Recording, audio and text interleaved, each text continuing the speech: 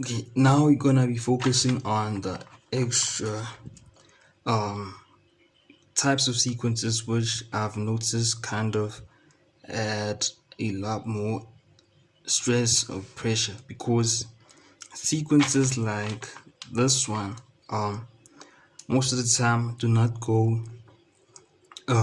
not apply with the type of formulas which are included within the books. So these ones, like, sometimes they need like a general thought. um I haven't I've so far I don't think.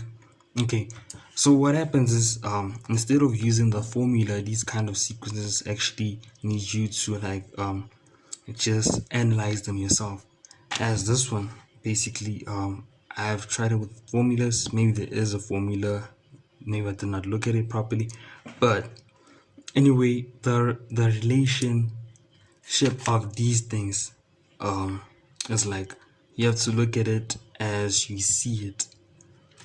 So the difference here, like, in these kind of, the reason I say this is, if I was looking at the geometric um sequence, the formula you use to sort to determine the general term, it wouldn't work, because 1 over 2, what you times from 1 over 2 to 1 over 3 is not the same as 1 over 3 times something, which is going to be equal to 1 over 4.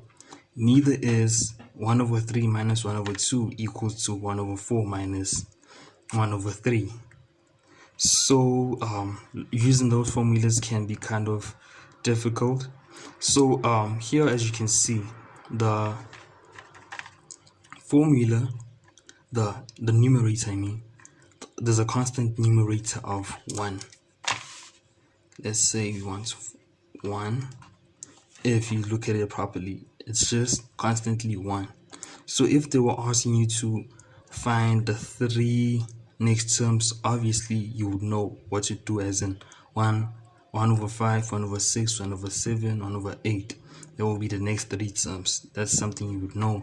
But now you have to determine the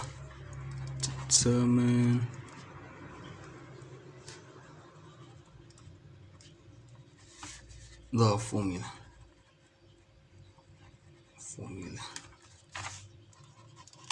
So that's what you have to do, determine the formula. So that means you have to determine Tn equals. Therefore, as you can see here, the relationship is, this is the first term, but it is 1, which we have stated is always going to be 1 in the numerator. And then for the denominator, it is 2 for the first term. For the second term, it is 3. For the fourth term, it is 4. For the third term, it is 4. For the fourth term, I mean, it is 5. If you look at the relationship properly, you can realize that for the first term, the next number, which is the number plus 1, because you can't really say the next number. The number plus 1 is the 1 which is in the first term.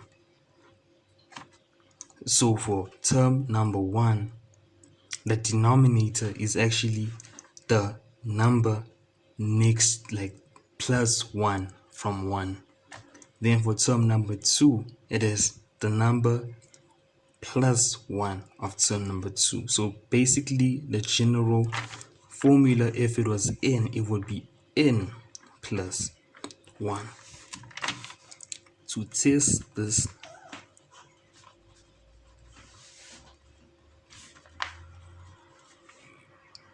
sorry for that writing. Let's say we look for term 5. So basically, okay, let's not say term 5, let's say term 2. The second term. So if we were to substitute everything, where you see n, you put in a 2. So it will be 2 plus 1, which is equal to 1. 2 plus 1 is 3. 2, the second term here, term 2 is equal to 1 over 3. Let's look at it here. Term 1, term 2, it is 1 over 3. Therefore, it is correct. So we have actually found the formula, which is this one right here. Let me just write it properly. 1 over n plus 1. That is the general sum formula of this sequence.